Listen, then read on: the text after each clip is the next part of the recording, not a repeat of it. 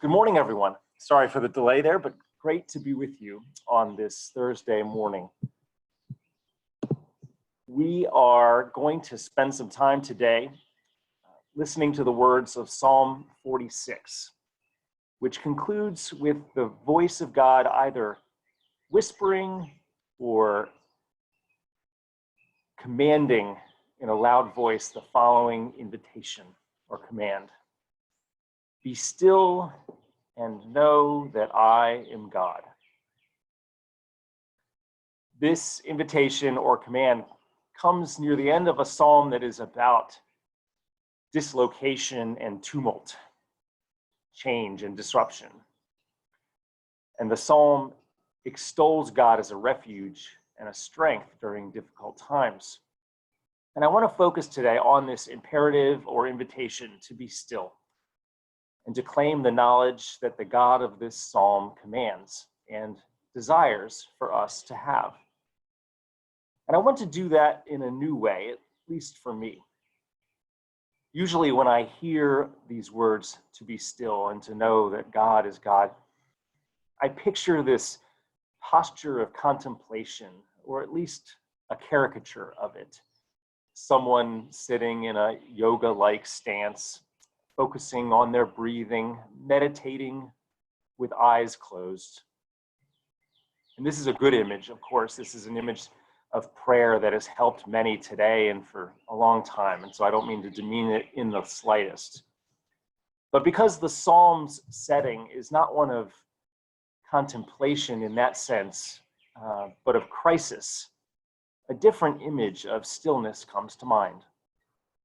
I picture a boat in an angry sea, waves battering the hull, raindrops slicing raw cheeks, and loud shouts from the disciples as they tumble and argue over one another in their grasping search for something solid to hold on to during the tempest of the storm that seems determined to send them to their eternal sleep.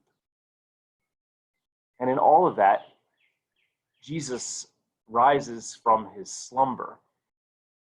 He disregards the wind and says to the frothing waters, "Peace, be still." And then the wind ceased, and there was a dead calm, whose silence sang of life.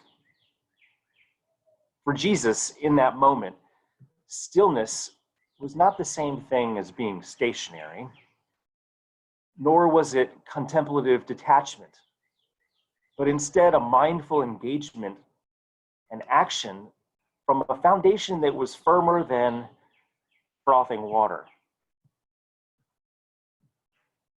A week or so ago, Melissa, our local mission chair and elder of our church, said something that I hope I never forget. She was describing her hope for the work of our committee as it responds and serves as witness to God's light and help during a very difficult time locally and nationally and internationally. And she said that she hoped that local missions and the church in our response to all of this would be responsive more than reactive, that we would respond and not just merely react. And it floored me.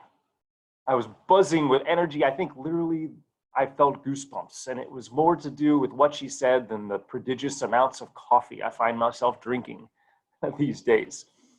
And I said, "That is amazing, Melissa. What do you mean by that? What is the difference between being responsive and reactive?" And I can't remember exactly what she said, but it was something along the lines of this, that when we are reactive, we are acting out of a more anxious space, more like fight or flight, more about short-term relief than long-term engagement. When we are reactive, we are prone to be defensive, knee-jerk. But when we're responsive, it means we have a deeper awareness of what is really happening, that we're more empathetic to the people involved in the situation and to ourselves.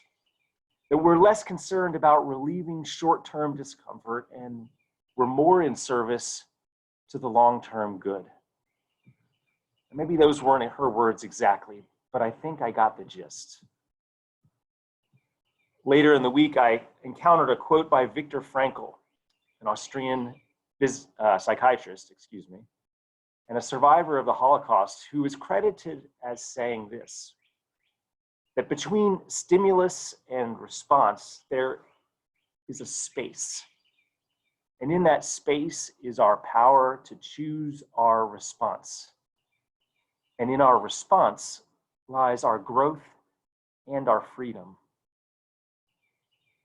Although I read this quote in a book on leadership by Susan Beaumont, I believe it can be beneficial and describe what is possible for all of us in every moment, as family members, as employees, as colleagues, as friends and neighbors, and as citizens in a troubled nation and troubled world.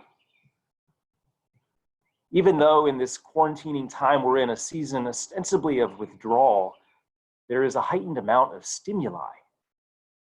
The daily, the hourly, perhaps even the every second stream of news feeds hit us with things that scare, bother, or trouble us. Our close proximity with family members, all of us in boats battered in some way, can raise the emotional temperature. And we have nights where we lie awake and our minds go to darker places, both real and conjured.